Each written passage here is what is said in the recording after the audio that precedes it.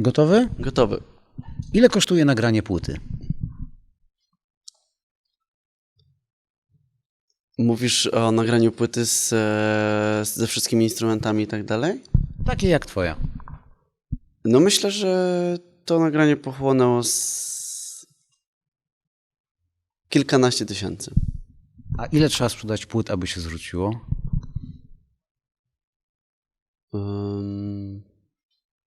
Nie,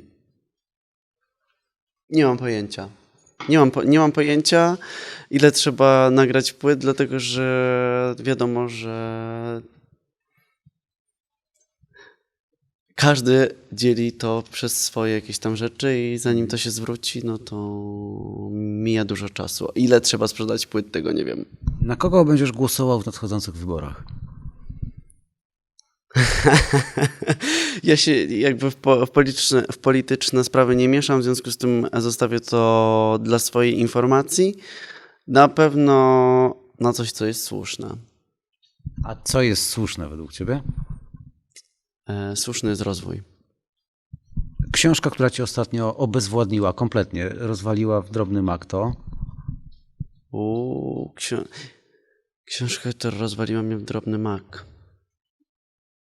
Ostatnio niestety czytałem książkę, która bardziej nakłania do różnego rodzaju używek, czyli biografię Ozzy'ego Osbourne'a.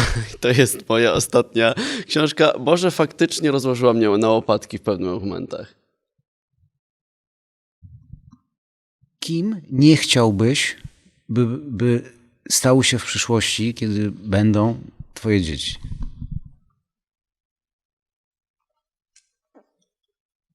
Kim nie chciał, żeby... To w sumie trudne pytanie. Na pewno nie chciałbym, żeby były osobami niekreatywnymi. Chciałbym, żeby moje dzieci żyły w wolnym kraju i żeby wyznawały po prostu wolność słowa i obyczajów. Najgorszy talent show, jaki kiedykolwiek widziałeś, to?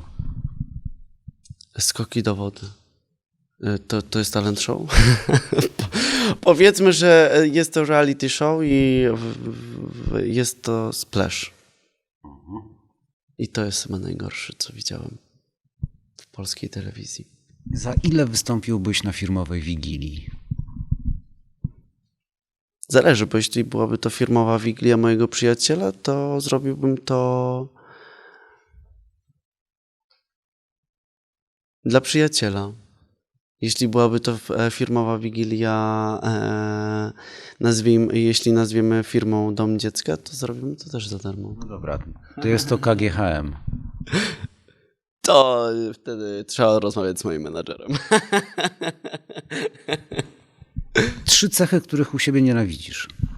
Lenistwo, brak gościnności, a reszta niech zostanie moją tajemnicą.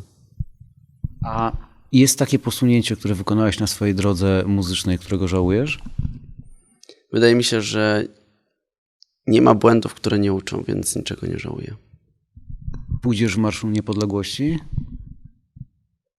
Ostatni Marsz Niepodległości spędziłem na imprezie i wyszedłem w sumie w momencie, kiedy się zaczął, więc może tym razem też tak będzie. A poszedłbyś walczyć za kraj?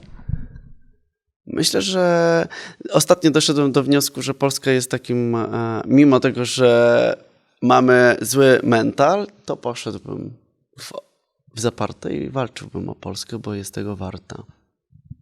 No i już.